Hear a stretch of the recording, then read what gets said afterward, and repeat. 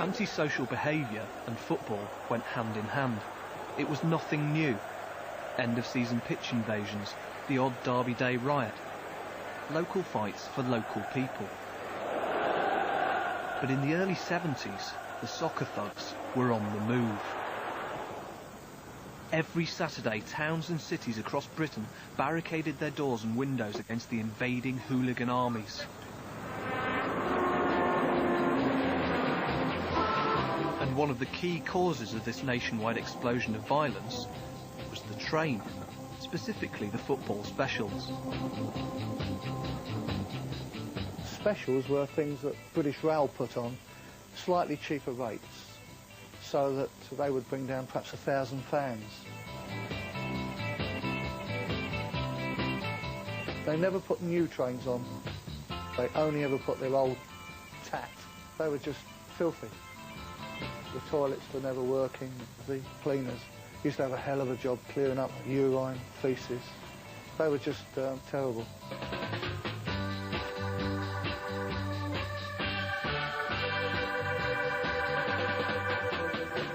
Cold. Normally they had no eating on them, no food or drink on them. You'd have in them days probably a 6-hour journey up to somewhere like Newcastle. No facilities on them. All the toilets were overflowing. You were basically treated like cattle. It was nearly always guards vans, and they had the cage.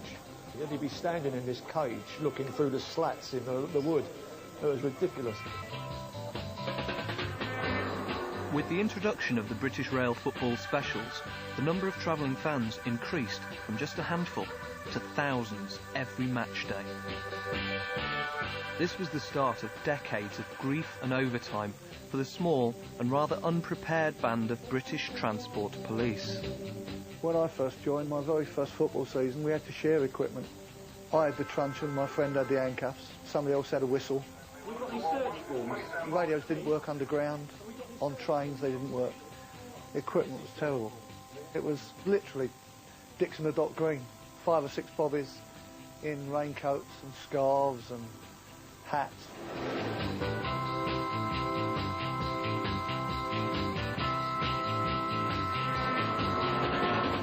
As the Transport Police were trying to come to terms with the sheer numbers of fans on the football specials, a whole new world was opening up for the 70s hooligan.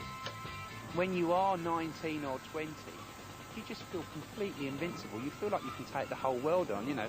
First stop Rochdale, next stop the world. Just move on toward your destination. I still remember going to places now, York, and they're boarding it up. You know, they've got the hammer and nails out and they're up at the windows there, and you know, you think the Vikings was coming. You wouldn't think it was just a set of football fans, but probably that's how they saw United fans in them days, because they probably did act like Vikings, apart from the rape and the pillage. Well, not so much the rape, the pillage. And take the trip. You get a look of bewilderment when the shoppers there thinking, who are this gang all dressed the same with Crombie overcoats on and state breasts, and you know, we always thought in London we was ahead of the Northerners in the fashion stakes.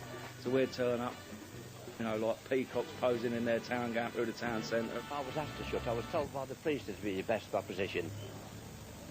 What sort of things have happened to people who work and live around here in the past? How do you mean, like? Well, has there been trouble in the past around Oh here? yes, there's been loads of trouble.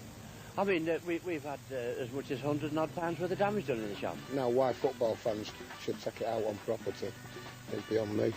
I mean, there's having a laugh with lads, having a rumble with lads, but smashing up people's property, you know, it's not my kind, it's not my idea of fun.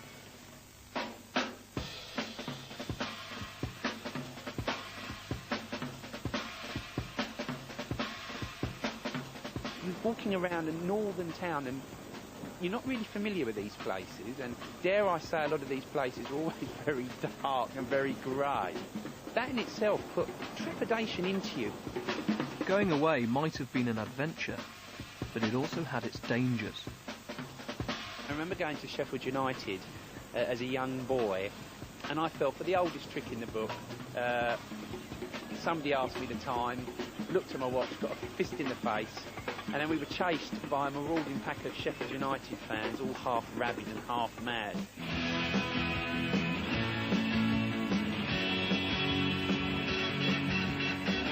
The visiting hooligans quickly learnt the lessons of invasion. In this weird and brutal world, a pattern of behaviour began to emerge. A routine with a number of simple rules. Do anything you want to do. You'd stick with your mates. If a fight did break out, they would stand with you, they wouldn't run away and leave you.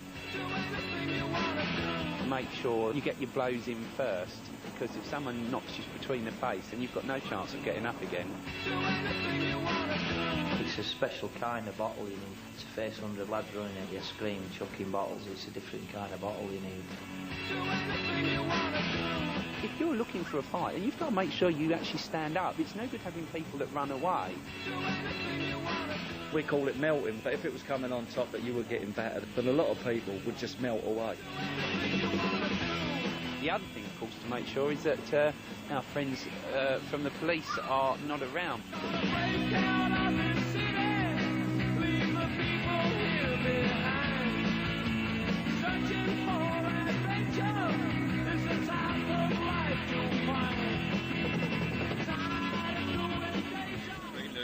Hotspur fans rioted through villages in Bedfordshire last night. Millwall fans did £45,000 worth of damage in 30 minutes of violence. In the mid-70s, vandalism on the football specials was almost a weekly event, commonly running into thousands of pounds worth of damage.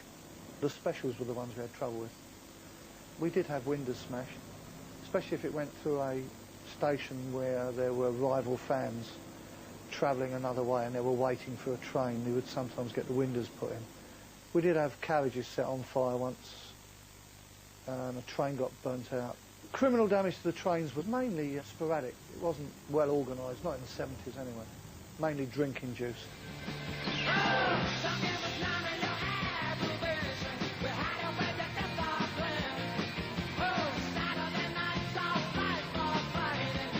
After a day of terror on the terraces and on the streets, football's hooligan army travelled back home, fuelled by alcohol and tales of fistfights in far-flung towns.